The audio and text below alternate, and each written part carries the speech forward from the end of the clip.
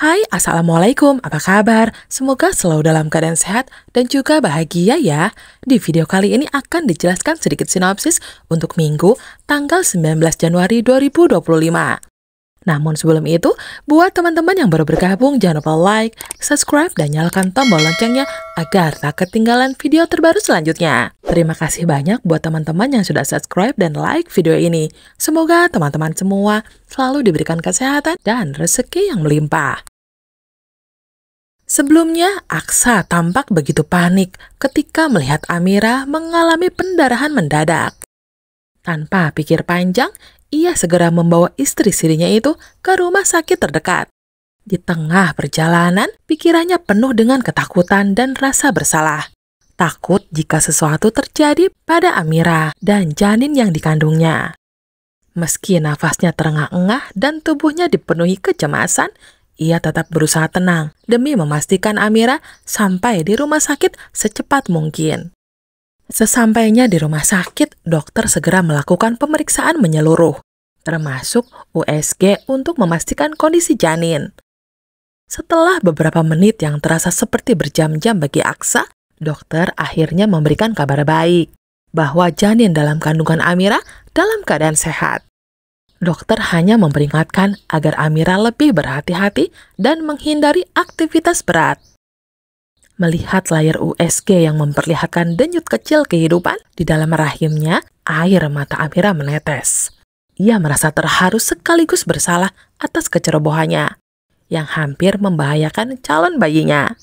Dalam hati ia berjanji untuk lebih menjaga diri.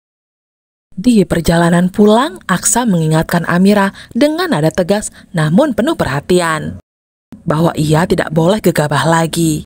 Kehadiran janin itu adalah tanggung jawab besar, dan anak tersebut kelak akan menjadi anaknya bersama Bella, sesuai perjanjian yang telah disepakati. Mendengar ucapan itu, perasaan Amira langsung berubah suram. Senyumnya yang sempat terpancar, kini memudar, digantikan rasa perih di hatinya. Meski ia sadar sepenuhnya bahwa perjanjian itu telah disetujui, tetap saja, sebagai seorang wanita, ia merasa berat membayangkan harus menyerahkan anak yang dikandungnya kepada orang lain. Di tengah perjalanan menuju rumah, mobil Aksa tiba-tiba menyerempet seseorang di pinggir jalan. Dengan panik, ia menghentikan mobil dan turun bersama Amira untuk memeriksa. Ternyata orang yang terserempet itu adalah Galang. Seorang pria yang terlihat masih lemah dengan perban melilit kepala dan tangannya. Aksa sempat terkejut melihat kondisinya. Meski kejadian ini terasa seperti isyarat akan pertemuan yang lebih besar. Takdir tampaknya belum mengizinkan Amira dan Galang bertemu lebih dekat. Setelah memastikan Galang mendapat bantuan, Aksa dan Amira kembali melanjutkan perjalanan. Dengan hati yang penuh pikiran, sementara jarak emosional di antara mereka semakin terasa nyata. Sesampainya di rumah, Bella menyambut kedatangan Aksa dengan senyuman manis yang tampak sempurna. Meski di balik itu ada sesuatu yang disembunyikannya. Dengan nada lembut, ia menanyakan tentang urusan kantor Aksa, seolah-olah ingin menciptakan suasana hangat di antara mereka.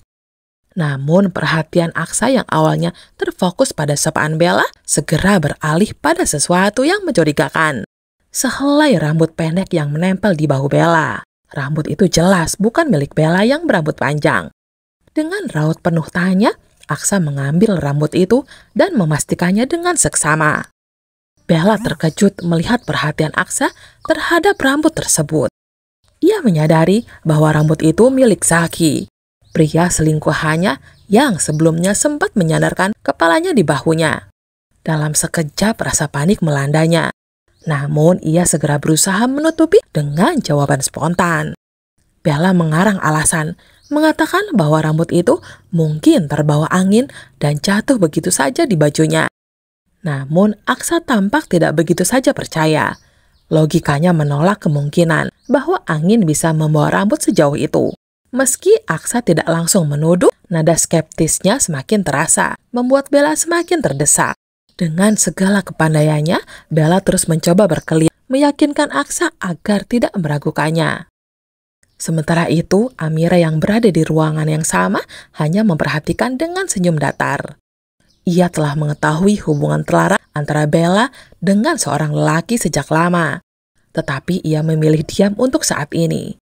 Dalam hatinya, Amira menyadari bahwa kecurigaan Aksa terhadap Bella sudah mulai tumbuh. Dan situasi ini mungkin hanya masalah waktu sebelum kebenaran akhirnya terungkap. Setelah itu, Amira memutuskan untuk beristirahat di kamarnya setelah seharian sibuk beraktivitas. Ia berdiri di tepi ranjang, membuka amplop kecil berisi hasil USG kandungannya, lalu tersenyum lega. Syukur terucap dari hatinya karena kondisi bayi dalam kandungannya sehat. Namun, kebahagiaan kecil itu tak berlangsung lama. Tiba-tiba, pintu kamar terbuka tanpa diketuk, dan Bi Ijah masuk dengan langkah terburu-buru. Tanpa basa-basi, ia merebut foto USG dari tangan Amira dengan kasar, membuat Amira terkejut dan tak sempat berbuat apa-apa. Dengan wajah penuh rasa ingin tahu yang bercampur kepuasan, Bi Ijah mengamati foto itu. Ini pasti bukti Amira sedang hamil, pikirnya begitu. Ia berlari keluar kamar sambil membawa foto tersebut, seperti seseorang yang baru saja menemukan rahasia besar. Namun pelariannya tak mulus. Di ruang dekat tangga, ia bertabrakan badan dengan Pak Bastian yang sedang berjalan santai. Pak Bastian yang kesal langsung memarahi Bi Ijah karena tak berhati-hati. Dalam keadaan panik, Bi Ijah meminta maaf, tapi dengan wajah penuh cengengesan. Ia menyodorkan foto itu kepada Pak Bastian, sambil mengatakan bahwa Amira sedang mengandung. Pak Bastian tertegun melihat foto USG itu. Kerutan di dahinya memperlihatkan kekagetannya. Ia segera menuju Amira dan menanyakan hal itu secara langsung dan bertanya dengan nada tegas, apakah apa yang dikatakan Bi Ijah benar adanya. Amira yang belum siap menghadapi situasi ini berusaha mengelak. Dengan suara bergetar, ia mengklaim bahwa itu hanyalah kesalahpahaman dan Bi Ijah telah membuat cerita yang tidak benar. Namun tatapan Pak Bastian menunjukkan bahwa ia belum sepenuhnya percaya. Sementara itu di teras rumah yang mewah, Ibu Zora, Hilda, dan Reno sedang mengobrol serius. Mereka merasa ada sesuatu yang disembunyikan oleh Amira dan Aksa.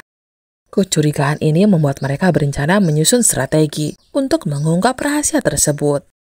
Di tempat lain, Bu Yuni yang masih terngiang surat misterius dari Kusno akhirnya mendatangi rumah tahanan. Ia ingin tahu rahasia apa yang disembunyikan oleh Pak Tommy. Namun, Kusno dengan sifat manipulatifnya hanya memberikan jawaban samar. Ia tahu bahwa dengan sedikit kelicikan, ia bisa memanfaatkan situasi ini untuk mendapatkan uang. Dan keadaan pun semakin rumit.